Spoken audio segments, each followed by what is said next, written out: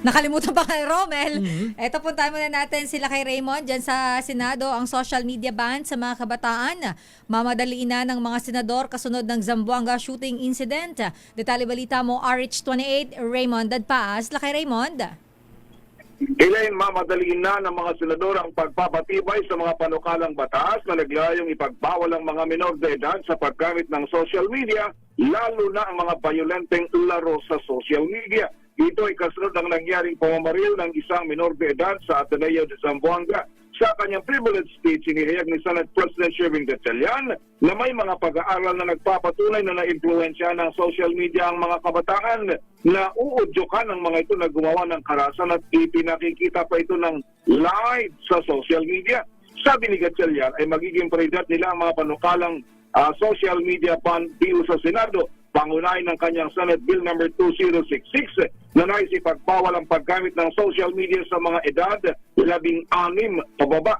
Pabor din dito si Senate Majority Leader Juan Miguel Zubiri, ngunit dapat isama sa ipagbawal ang mga violenteng online games gaya ng mga barila na siyang ginagaya ng mga kabataan. Napatunayan na ito sa nangyaring shooting incident sa Tacloban City at ngayon naman ay sa Zamboanga City. Narito si Senate President Sherwin Gatchalian.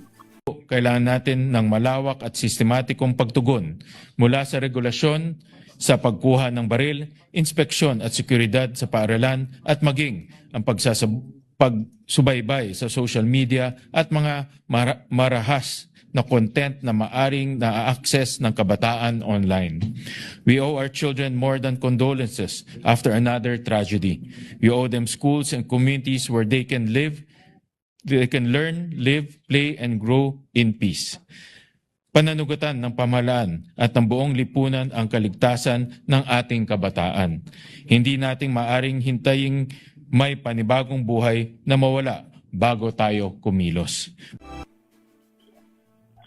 Ang bahagi ng privilege speech ni Senate President Sherwin Gatchalian. Samantalang sa ngayon ay nagsasagawa na ng pagdinig ang Senate Committee on Women and Children na pinamumunuan ni Senador Risa Hontiveros hinggil sa Zamboanga City shooting incident at nagbibigay ng kanyang report si Colonel Fidel Fortaleza Jr. na siyang City Director ng Zamboanga City Police. Mula sa Senado, ito si RH28 Raymond Dadpaas para sa DZRH, una sa Pilipinas, una sa Pilipino.